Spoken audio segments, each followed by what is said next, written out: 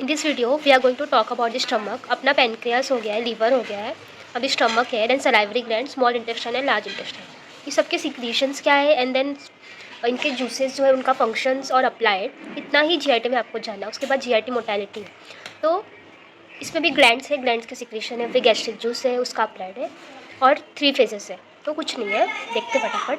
तो स्टमक के अंदर गैस्ट्रिक ग्लैंड्स होते हैं। अब there are 2 types of gland in the stomach, एक है ऑक्जेंटिक ग्लैंड, एक है pyloric gland. Oxyntic gland are acid forming gland. अभी ऑक्जेंटिक ग्लैंड के अंदर कुछ सेल्स होते हैं, तो 4 टाइप्स ऑफ सेल्स होते हैं। एक म्यूकस नेक सेल, तो क्या म्यूकस में नाम में ही है तो म्यूकस सिक्रेट करेगा। देन दी पेप्टिक सेल्स, जिसको चीफ सेल भी बोलते हैं, वो सिक्रेट करेगा पेप्सिनोजन। पैराइटल सेल सिक्रेट करेगा HCl intrinsic factor. Then ECL enterochromaffin like cell जो है वो हिस्टामिन सिक्रेट करेगा। तो ये क्या, कौन सा सेल है, क्या सिक्रेट करते हैं, ये हो गया। देन अभी देखते हैं पाइलोरिक ग्लैंड। पाइलोरिक ग्लैंड कहाँ पे, पाइलोरिक एंड ऑफ स्टमक में प्रेजेंट होता है। इसमें भी म्यूकस नेक सेल होते हैं, इसमें भी पेप्टिक सेल होते हैं, बट ये बहुत ही स्मॉल अमाउंट में होते हैं। मेजरली इसमें जी सेल होता है, जहाँ से रिलीज होता है गैस्ट्रीन हार्मोन। गैस्ट्रीन है, एन आएगा यहाँ पे, गैस्ट्रीन हार्मोन।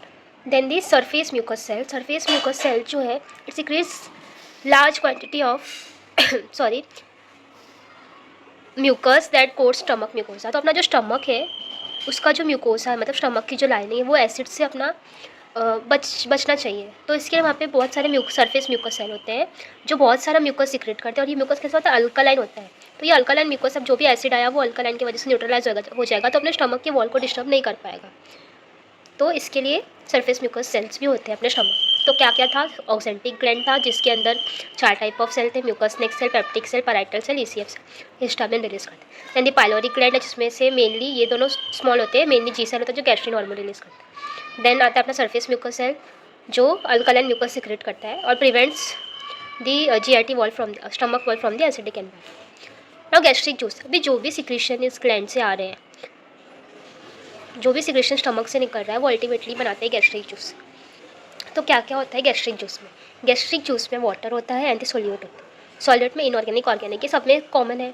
पेनक्रियास में भी था वाटर, सॉल्यूट, इनऑर्गेनिक। इनऑर्गेनिक में अभी गैस्ट्रिक स्टमक में से क्या है, HCl निकलता है, HCl, then the sodium, potassium and bicarbonate. तो HCl मेन याद रखना। देन ऑर्गेनिक में क्या है, एंजाइम्स होते हैं जैसे कि पेप्सिन, गैस्ट्रिक लाइपेज, जेलाटिनस और इंट्रिंसिक फैक्टर। नाउ ये था अपना गैस्ट्रिक जूस।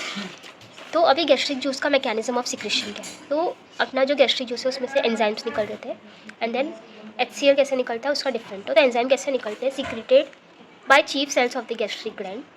अपना जो चीफ सेल है एंजाइम्स गैस्ट्रिक ग्लैंड में, वहाँ पे वो सिंथेसाइज होते हैं, सिक्रेट होते हैं वहाँ से। Then it is synthesize in rough endoplasmic reticulum. पहले वो रफ एंडोप्लाज्मिक रेटिकुलम में सिंथेसाइज होते हैं, एंड देन उसको हम वेसिकल्स में पैक होता है गोल्जी apparatus के थ्रू, पैकिंग मेकिंग होता है उनका। देन जाइमोजन ग्रेन्यूल्स में जाते हैं वो, और जब भी सिग्नल आता है जाइमोजन ग्रेन्यूल्स में स्टोर होते हैं, जैसे ही सिग्नल आता है वो रिलीज़ होते हैं एज ए प्रो एंजाइम, मतलब कि इनएक्टिव फॉर्म में होते हैं, बाहर आके एक्टिव होते हैं। तो कैसे सिक्रेट होते हैं, एंजाइम्स जो है वो chief cells of gastric gland से सिक्रेट होते हैं, सिंथेसाइज होते हैं रफ एंडोप्लाज्मिक रेटिकुलम में, गोल्जी apparatus के थ्रू पैकिंग होता है, एंड जाइमोजन ग्रेन्यूल्स में प्रेजेंट होते हैं। सिग्नल आने के बाद they are release as a proenzyme. Now the mechanism of secretion of HCl, मैंने सिर्फ डायग्राम बना के रखा है, आपको नोट्स रीड करना पड़ेगा। तो इसमें क्या होता है, सबसे पहले वो स्टेप्स ही लिखने हैं। पहला सबसे पहले ये अपना पैराइटल सेल, HCl कहाँ से रिलीज हो रहा था, पैराइटल सेल से। तो पैराइटल सेल, अब पैराइटल सेल के अंदर वाला हिस्सा ल्यूमेन, बाहर वाला इंटरस्टिशियल फ्लूइड। तो ब्लड से आया CO2 पैराइटल सेल के, CO2 जो है पैराइटल सेल में पानी के साथ कंबाइन करके बाइकार्बोनेट आयन बनाता है, H2CO3 बनाता है। अब H2CO3 टूट जाता है HCO3- एंड H+ में। अभी हमें क्या करना है, हमें HCl रिलीज़ कराना है ल्यूमेन में। तो क्या होगा, ये H+ जो है वो अंदर चला जाता है ल्यूमेन में with the help of hydrogen potassium pump. Hydrogen potassium exchanger pump के थ्रू हाइड्रोजन अंदर जाता है, पोटेशियम अंदर। अब ये जो पोटेशियम है वो अगेन ल्यूमेन में चला जाता है due to the difference, concentration difference. Then so ये सेकंड स्टेप। फर्स्ट स्टेप क्या हुआ, CO2 आया, वाटर के साथ कंबाइन किया, बाइकार्बोनेट आयन बनाया, HCO3- और H+ में टूट गया। H+ जो ल्यूमेन में चला गया, कैसे, पंप के थ्रू, ऐसे तो जाएगा नहीं, तो हाइड्रोजन पोटेशियम एक्सचेंजर पंप के थ्रू जो पोटेशियम जो है वो वापस से ल्यूमेन में चला जाता है। देन आता है अपना बाइकार्बोनेट, HCO3-, ये HCO3- इंटरस्टेशन में वापस चला था, इसका तो कुछ काम है नहीं, HCl चाहिए, through the HCO3- chloride pump के, क्लोराइड अंदर आता है। देन अभी ये दोनों जो है, ये जो है वो कैसा है क्या है, सेकेंडरी एक्टिव ट्रांसपोर्ट है, तो इसको एनर्जी चाहिए। खुद सेकेंडरी एक्टिव ट्रांसपोर्ट में एनर्जी खुद नहीं रहती, वो किसी और पे डिपेंडेंट रहती है। तो यहाँ पे सोडियम पोटेशियम पंप होता है एनर्जी प्रोवाइड करने के लिए। देन ये हो गया। अभी ये सोडियम बाहर जा रहा है, पोटेशियम अंदर आ रहा है, ये पोटेशियम भी ल्यूमेन में चला जाता है। देन उसके बाद आता है अपना क्लोराइड। ये क्लोराइड जो अभी यहाँ पे बहुत ज़्यादा पॉजिटिव हो गया, H+ हो गया, K+ हो गया, ये तो इसको बैलेंस करने के लिए क्लोराइड भी इंटरस्टिशियल फ्लूइड से ल्यूमेन में आ जाता है। कॉन्सेंट्रेशन डिफरेंस क्रिएट हो गया ना, तो क्लोराइड अंदर आ जाता है। देन ये H+ और Cl- मिल के बना लेते हैं HCl। अभी HCl अभी यहाँ पे जितना ज़्यादा जहाँ पे आयंस होगा उतना वहाँ पे पानी खींचा चला जाता है, तो इसके लिए वाटर भी ल्यूमेन में आ जाता है थ्रू दी ऑस्मोसिस। तो एक बार मैं रीड करके बताती हूँ। सो ये basic mechanism of HCl secretion. तो क्या होता है, first is water inside the parietal cells becomes dissociated into H+ and hydroxide ion in the cytoplasm. तो वाटर जो है वो अपना टूट जाता है H+ और OH- में। अभी H+ जो है वो ल्यूमेन में चला जाता है through the H+ and K+ exchanger pump के थ्रू। ना इनका ये जो है प्राइमरी एक्टिव ट्रांसपोर्ट, इनके खुद का ATP यूज़ करते हैं। ये प्राइमरी एक्टिव ट्रांसपोर्ट, ये जो पंप है सोडियम पोटेशियम हाइड्रोजन पंप, ये प्राइमरी एक्टिव ट्रांसपोर्ट है।